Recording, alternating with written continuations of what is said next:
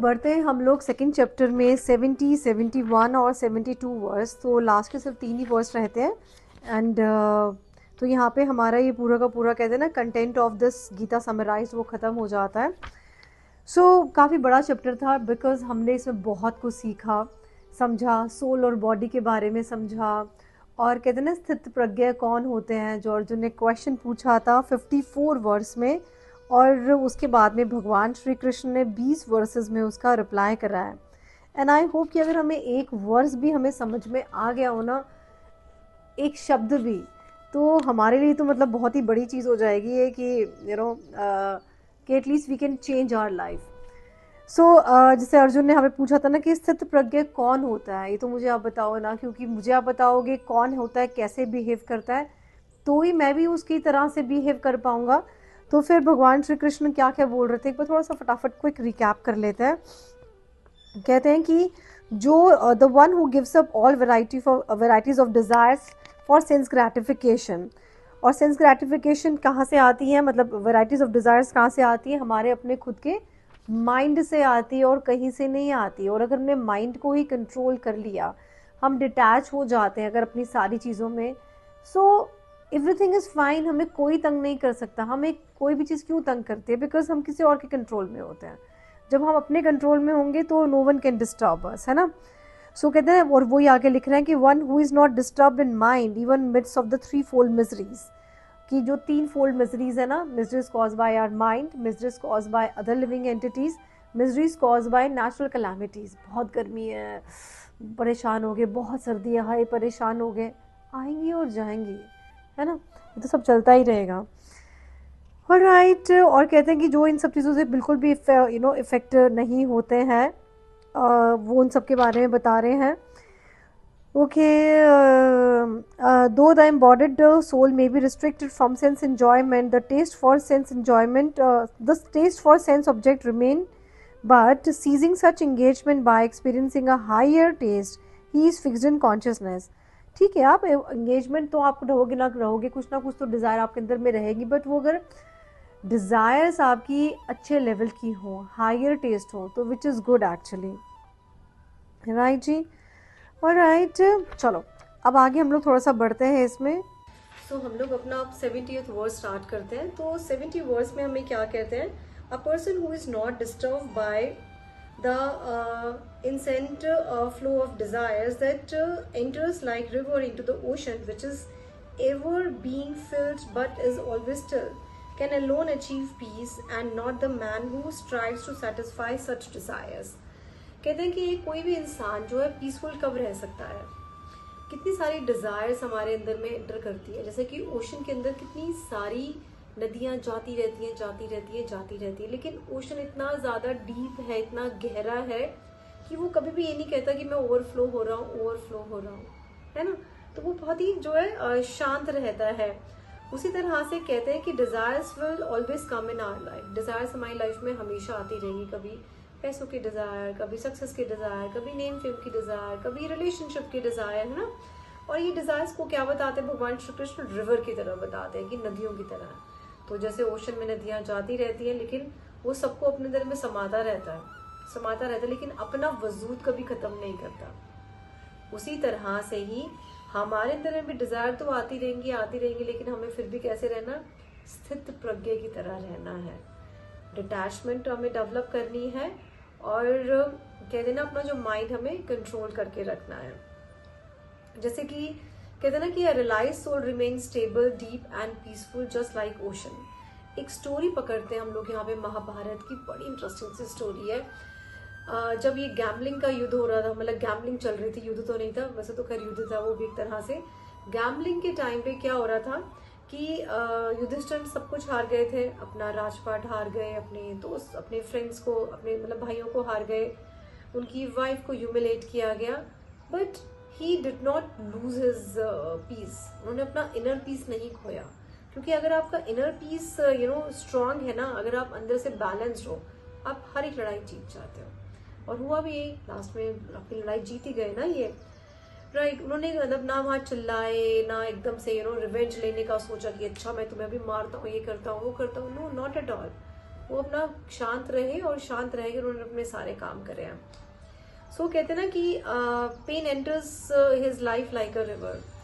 उनके अंदर में भी पेन तो एंटर हुआ गया, लेकिन उनका जो माइंड है वो स्टेडी रहा, बिल्कुल बैलेंस रहा। और इसी तरह से जो है भगवान श्री कृष्ण भी हमें समझाने की कोशिश कर रहे हैं इस वाले वर्ड्स के अंदर में कि भैया शांत रहो और हर टाइम पे अपने काम करो। कहते हैं life will bring river of problems, temptations and emotions, but if your consciousness is deep like the ocean you will never drone. अगर आपकी कॉन्शियसनेस डीप है ओशन की तरह, तो आप कभी भी डूबोगे नहीं। सो बढ़ते हम लोग अपने नेक्स्ट वर्स की तरफ। तो नेक्स्ट हमारा वर्स आता है 71। इसका एक टॉपिक अगर हम लोग लें तो कहते हैं ना कि फ्रीडम ऑफ पोसेशन। कुछ भी चीज को अगर हम ना पोसेस करें कि ये बॉडी मेरी है, ये घर मेरा है, ये घर वाले मेरे, बिकॉज सब चीजें आपकी लाइफ में आई और सब चीजें आपकी लाइफ में जाएंगी भी। सो यहाँ पे भगवान श्री कृष्ण क्या कह रहे हैं, पढ़ लेते हैं। कहते हैं the person who gives up selfish desire has no feeling of this is mine, lives without ego, that person attains true peace। तो शांति आपकी लाइफ में तभी आएगी जब आप अपनी सारी ईगो हटा देते हो और ये सोच के हट जाते हो कि यार ये चीज मेरी है या ये चीज उसकी है। That person attain true peace। The real problem is not desire, the real problem is attachment and ownership। Real problem क्या है आपकी? अटैचमेंट आपकी किसी भी चीज से और आपकी ओनरशिप होना कि ये मेरा है।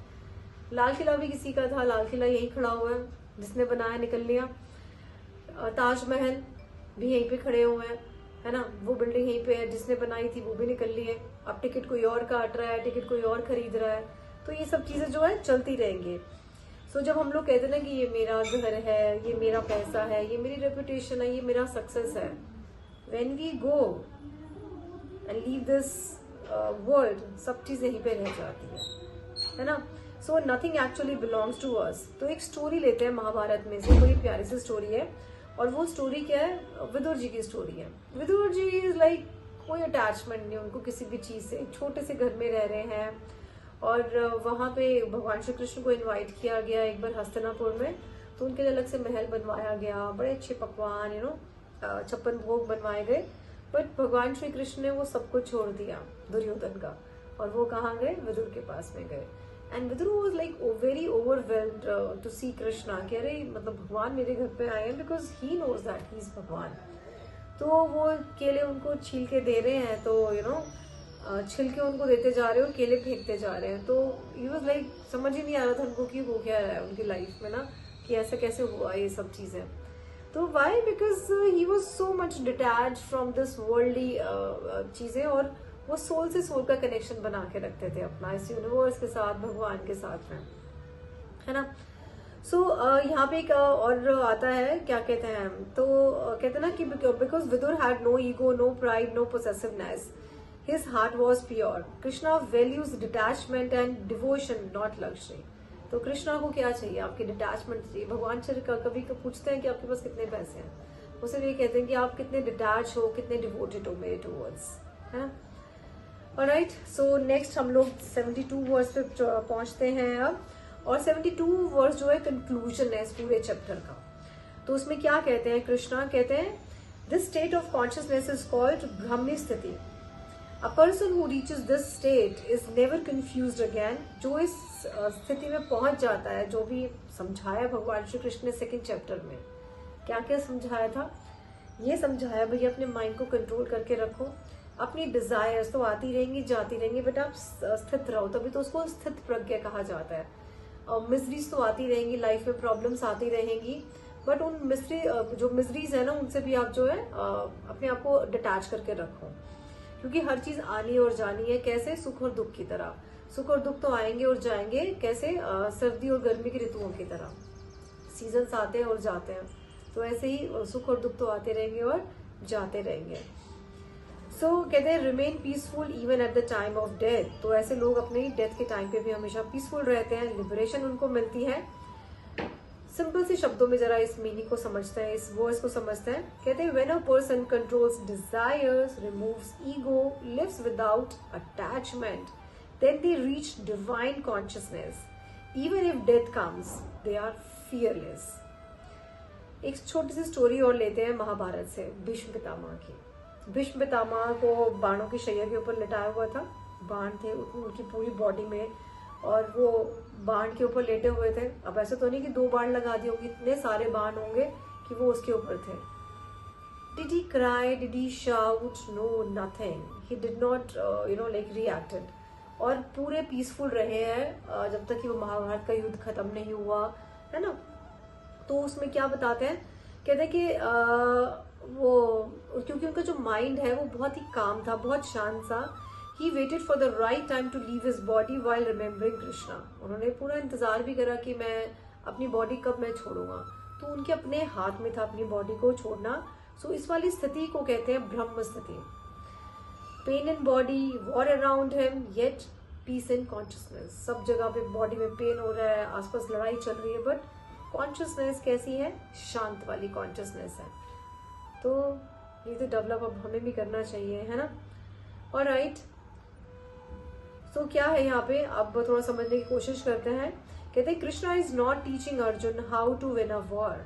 पूरी उसमें कभी कृष्णा ने ये नहीं बोला कि आपको जीतना कैसे है। उन्होंने क्या बोला, कहते हैं humility, how to win the battle inside the mind. उन्होंने ह्यूमिलिटी टीच करी है, कैसे आप अपने अंदर को अगर जीत लोगे ना, अपने मन को जीत लोगे, तो आप पूरी दुनिया को जीत लोगे। जब आपकी डिजायर्स आपको कंट्रोल करना स्टार्ट कर देती है और आपकी जब ईगो जो है डिसअपियर हो जाती है, तब एक्चुअली आपकी जो है पीस रिमेन रहती है आपकी लाइफ में, तब आपकी लाइफ में शांति रहती है। That is Brahma sthiti, that is the true success of life. Alright, so इस तरह से हम लोग ने अपना सेकंड चैप्टर कंक्लूड करा। So I would suggest all of you to read Bhagavad Gita, and अगर आपको ये समझ में आई, ये आनी तो चाहिए वैसे, so hit the like button, subscribe my channel, hit the bell icon and share this video with your friends। और नीचे comment section में जय श्री कृष्णा लिखना मत भूलना when you watch this video। Thank you so very much।